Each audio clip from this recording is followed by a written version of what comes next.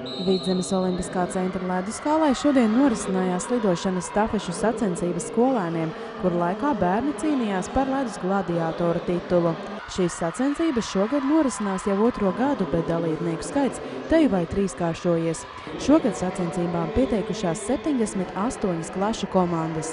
Projekta vadītāja Jolanta Dukura uzsver, bērniem tā ir iespēja nodarboties ar fiziskām aktivitātēm.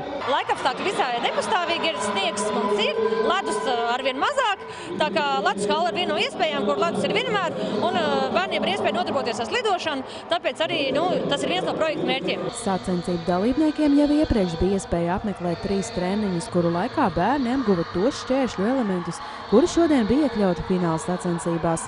Skolotājs stāsta, ka bērni šīm sacensībām gatavojās ar ļoti lielu azartu. Viņi 3 reizes trenējās, mēnesī reizi braukt uz treniņiem, un pēc tam viņi piedalās sacensībās. Bērni ļoti pozitīvi noskaņoti, ļoti grib, ļoti vēlās. Treniņu nodarbības tās tika tā ļoti gaidītas un uzvaktētas, lai nenokavētu to brīdi, ja, un tie starp treniņiem tie laiki, protams, vai ne bērni arī mājās trenējās. Šodien sacensībās piedalījās 5. klašu skolēni no tuvākiem un tālākiem Vidzemes novadiem. Uz ledus veicās kā nu kuram, tomēr visi kā viens atzina, kas lido ar prieku. Kā jums šodien gāja slidošana? Ļoti labi. Jums patīk slidot pašai? Jā! Kāpēc?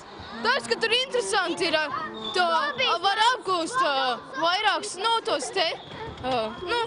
Trikus, ja? Triks, jā, kaut tam līdzīgi. Kurš no tiem šķēršļiem bija tāds visgrūtākais? Tur, kur jāapgriežas apkārt. Astotnieks. Jūs vairākas reizes braucāt uz šejienes slidot? Jā, 3 reizes trenējāmies. Un kā ir jūs cēsīs arī kaut kur slidojat? Jā, mēs skolā bija slidot. Pagalmā. Kā ir jums pašiem patīk slidot? Jā. Kas nepaveicās? Vienkārši citi bija ātrāki par mums. Jā. Varbūt vēl kādu treniņu vajadzēja? Varbūt. Te jau patīk pašai slidot? Kāpēc? Es nezinu, tas ir forši. Bet kurš no tiem šķēršļiem tur likās visgrūtākais šodien? Izlīst caur tajām, kas tāds skaidrs, nezinu, bet tas ir visgrūtākais.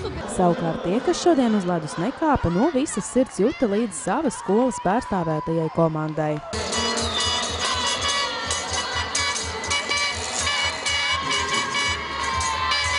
Jolanta Dukura novērojas, ka skolēniem, kuri jau pērn piedalījās sacensībās, slidot prasmes šogad ir krietni uzlabojušās. Skolās, kas ir ārpus Valmieras, kas ir pērn piedalījušies ledus gladiātoros, es gribu teikt, ka redzam ir šī starpība starp komandu, kas ir jau 1 gadu slidojusi pie mums projekta ietvaros, un komandu, kas ir tikai šajā gadā pienākusi no jauna. Jo kaut arī šīs pāris stundas tomēr ir radusi šim bērnam to ledus sajūtu, un tā ir viņam koordinācija, un šī prasme tomēr pilnveidojās. Tikmēr no sacensībām brīvajā laikā skolēniem bija iespēja iemēģināt Gumijlaicēju kluba piedāvātās atrakcijas, bet jau nākamā trešdien par ledus gladiātoru titulu cīnīsies 6. klašu skolēni.